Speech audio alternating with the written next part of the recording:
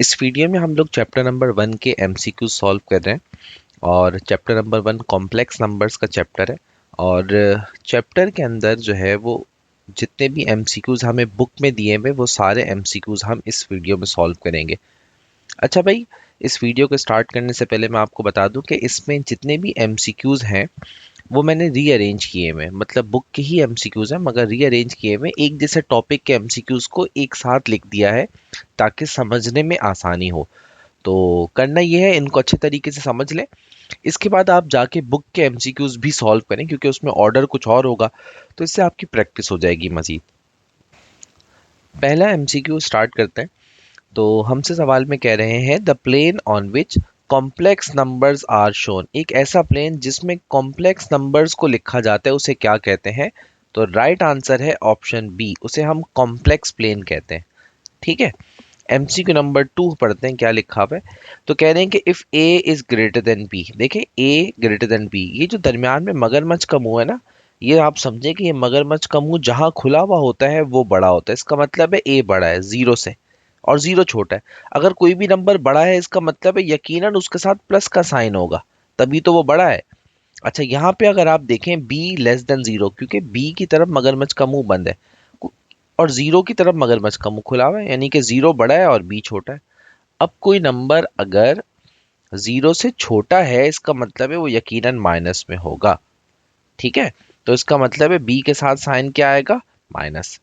अब given options में आप देख लें, ए बी को मल्टीप्लाई कराया हुआ है, तो आप मुझे बताएं कि अगर एक नंबर प्लस का है, ठीक है ना, और एक नंबर माइनस का है, तो जब हम इसको मल्टीप्लाई कराएंगे तो plus minus minus A B बन जाएगा। तो देखिए हमारा आंसर क्या आएगा? हमारा आंसर आएगा माइनस में।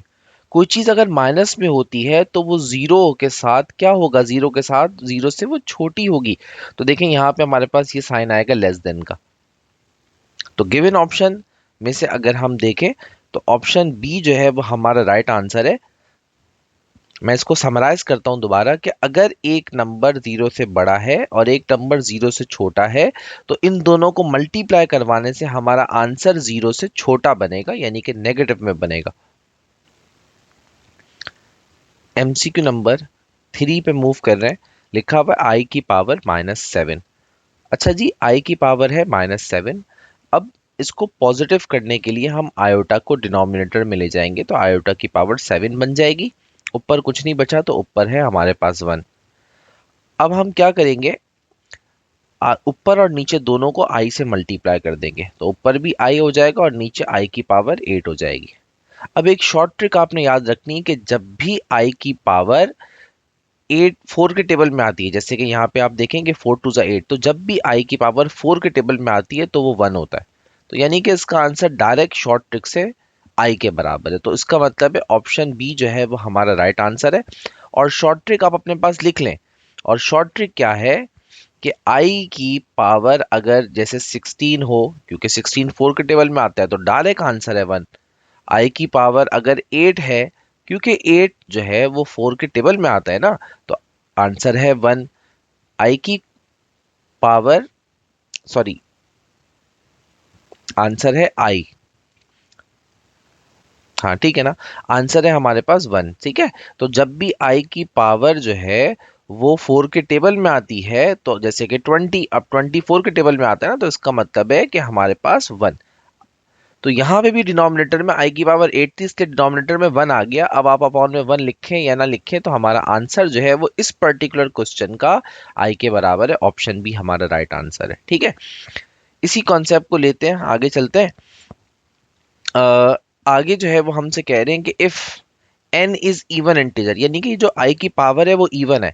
तो देखें भाई, i की पावर अगर आपके पास इवन होगी, अभी तो हमने 4 पढ़ा, जैसे कि अभी ऊपर हमने पढ़ा कि भाई अगर i की पावर 4 के टेबल में आती है तो ये तो 1 होता है।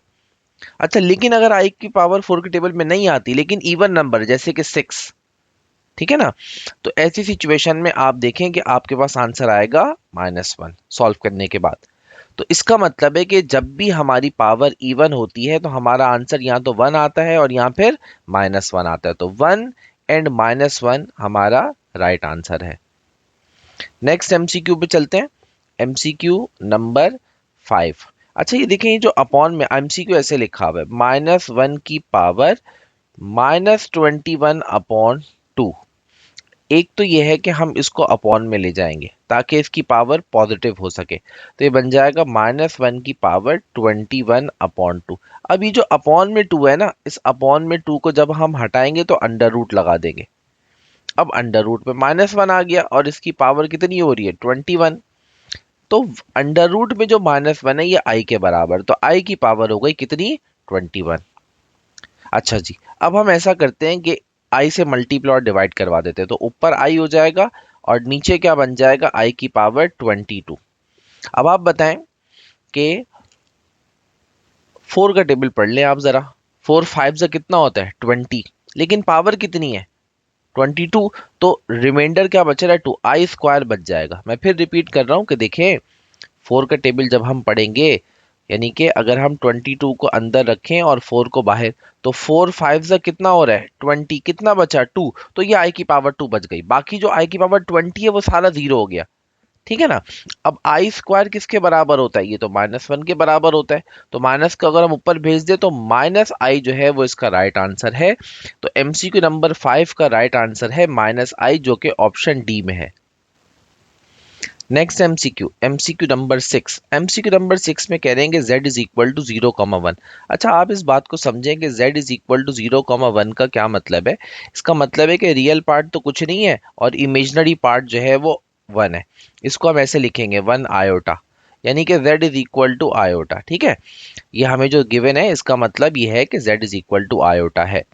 अच्छा अब हमने इस पे स्क्वायर करना है, तो आयोटा स्क्वायर कर दें आप, आयोटा स्क्वायर -1 के बराबर। तो देखें जेड स्क्वायर को अगर हम सिंपल अल्फाज में समझें तो इसका आंसर हमारे पास आ रहा है -1, जो कि ऑप्शन बी है हमारे पास। चले भाई, एमसीक्यू नंबर 7। वैसे तो ये एक बहुत ही लॉन्ग क्वेश्चन है क्योंकि 1 plus iota upon 1 minus iota की पावर हमें 12 दी हुई है। ठीक है, अब आप इसको सॉल्व पता कैसे करेंगे, इसको कॉन्जुगेट लेंगे, 1 plus iota upon 1 minus iota multiply है 1 minus iota upon 1 minus iota और पावर 12 एज इट इज रहेगी। इसको थोड़ा फर्दर सॉल्व कर लेते हैं। ऊपर देखें, एक दफ़ा 1 प्लस आई, एक दफ़ा 1 माइनस आई है, तो यहाँ पे फॉर्मूला लगेगा A square minus B square का फॉर्मूला अप्लाई होगा। ठीक है, बाहर तो 12 power as it is, upon में आप देखें इसको मल्टीप्लाई करेंगे, पहले 1 से मल्टीप्लाई होगा 1, फिर 1 आई से मल्टीप्लाई होगा -i, फिर -i 1 से होगा तो -i और माइनस माइनस प्लस आई स्क्वायर। ठीक है, अच्छा जी, इसके बाद यहाँ आ जाते हैं, 1 का स्क्वायर 1 ही रहेगा, आयोटा का स्क्वायर -1, तो मैं इसको ऐसे लिख देता हूँ -1। ठीक है, बाहर तो 12 एज इट इज चल रहा है, अपॉन में आ जाए, ये जो आई स्क्वायर है अब मैं इसकी जगह पे लिख देता हूँ -1, ये थे -1। ठीक हो गया, एक स्टेप फर्दर सॉल्व करते हैं। ऊपर देखे 1 प्लस 1 बन जाएगा, अपॉन में हमारे पास ये वाला 1 और ये 1 कैंसिल हो रहा है, तो ये माइनस का 2 आई बन रहा है और होल की पावर है हमारे पास 12। ठीक है, अच्छा जी, देखिए तो ऊपर हमारे पास क्या बन रहा है, ऊपर हमारे पास बन रहा है 2 अपॉन -2 आयोटा की पावर 12। 2 से 2 तो कैंसिल हो गया। अच्छा जी, अब देखेंगे पावर इवन है तो ये जो माइनस है ना अंदर का वो तो खत्म हो जाएगा, इसका मतलब है 1 अपॉन आयोटा की पावर 12।